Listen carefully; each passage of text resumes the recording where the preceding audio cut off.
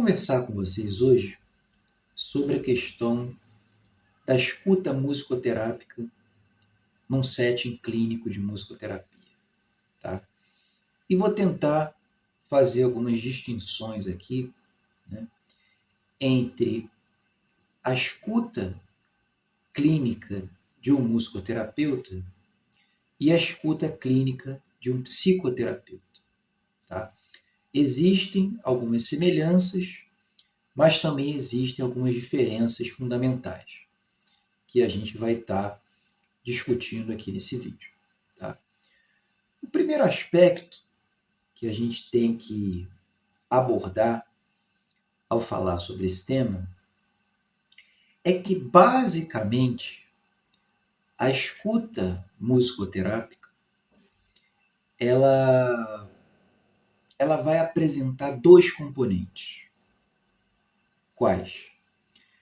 Primeiro, a escuta terapêutica, certo? Ou a escuta clínica. E esse componente, ele se assemelha, né, bastante à escuta clínica de um psicoterapeuta.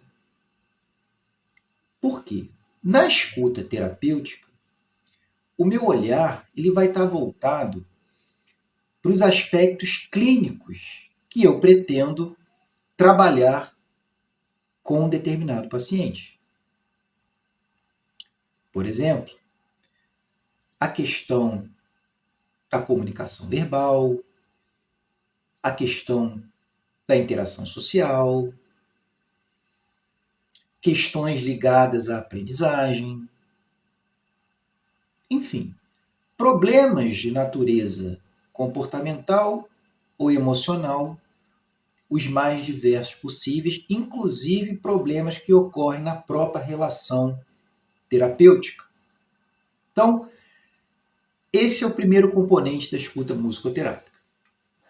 O segundo componente, e esse é o componente que vai diferenciar a escuta do musicoterapeuta da escuta do psicoterapeuta, e que é um pré-requisito para que o musicoterapeuta, de fato, atue com a musicoterapeuta, é a escuta musical.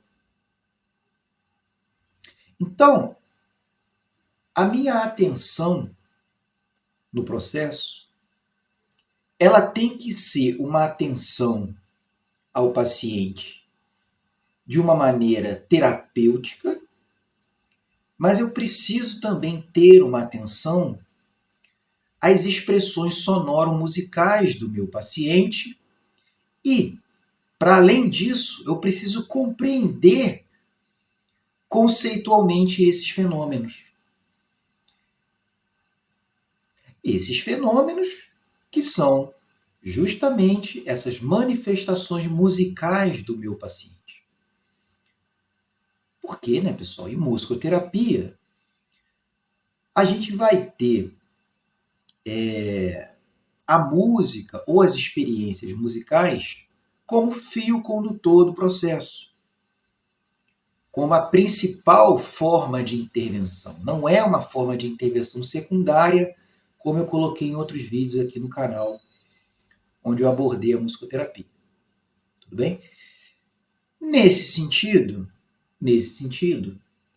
o musicoterapeuta, ele precisa, né, é uma condição necessária que ele tenha alguns conhecimentos e algumas habilidades musicais. Porque senão, como que ele vai avaliar, né, as expressões musicais, as expressões sonoro-musicais do paciente, se ele não tem um conhecimento mínimo de teoria musical, né, e habilidades básicas em relação a comportamentos musicais. Então, por exemplo, é importante que o musicoterapeuta, como eu falei, ele tenha um conhecimento básico sobre teoria musical, ele tenha habilidades em alguns instrumentos importantes, como, por exemplo, o violão, que é fundamental,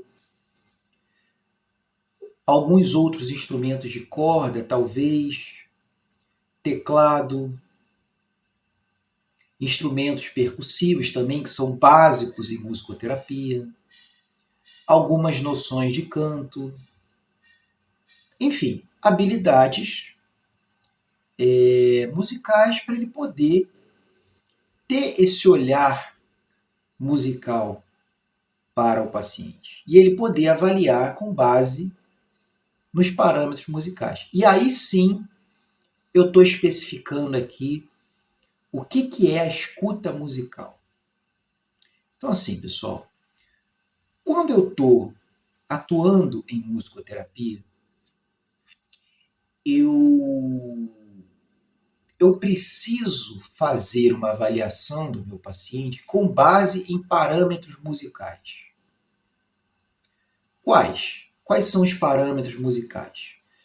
Timbre, andamento, fraseado, melodia, harmonia, ritmo, enfim, os diversos parâmetros musicais. E para isso, eu preciso estar atento, né, a essas respostas musicais do meu paciente.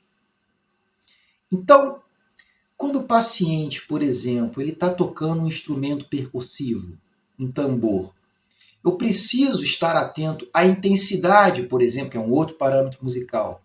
Com que intensidade o meu paciente está tocando esse instrumento? Né? Ele está tendo algumas variações de timbre? Qual o ritmo que ele está fazendo, por exemplo, numa experiência de improvisação musical? Né? Será que ele está, a melodia que ele está construindo está fazendo algum sentido musical ou está sendo uma coisa aleatória? Né? Como é que esse paciente está respondendo harmonicamente à estrutura musical numa atividade, por exemplo, de performance musical ou de canto?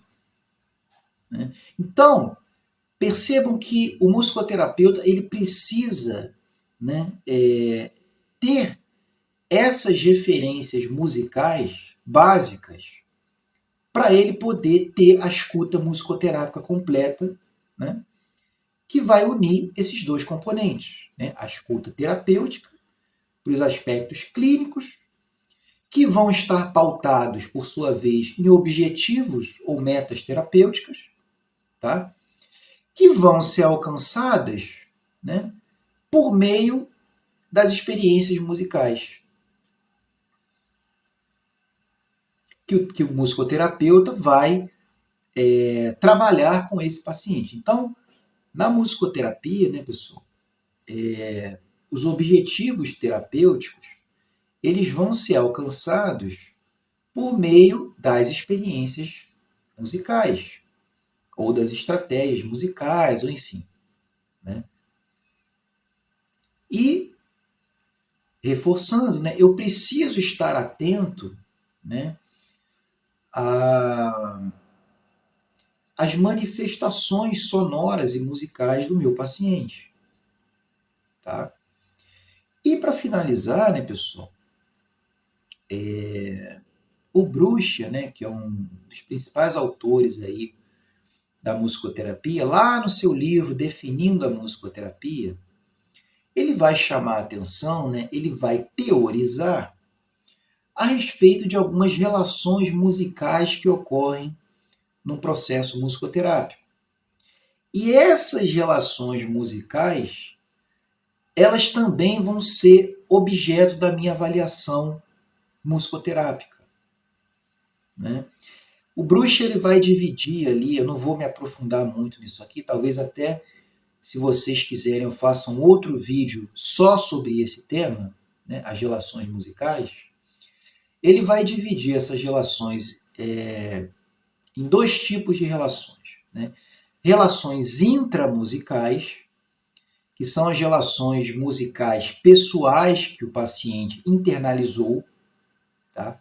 E as relações intermusicais, ou seja, são as experiências musicais que o paciente compartilha com outros pacientes, num processo de grupo, por exemplo, ou que ele compartilha com o musicoterapeuta. Tá? Então, eu vou precisar